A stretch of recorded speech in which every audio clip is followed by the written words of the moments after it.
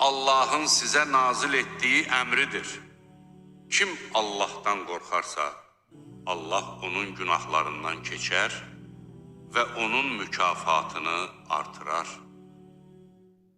Onlara gözləmə müddətləri başa çatana dək imkanınız daxilində öz yaşadığınız yerdə qalmağa yer verin. Sıxışdırmaq məqsədi ilə onlara zərər yetirməyin.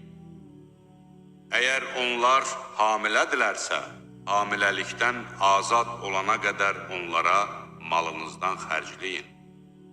Sizin üçün uşaq əmizdirirlərsə, onların haqqını verin.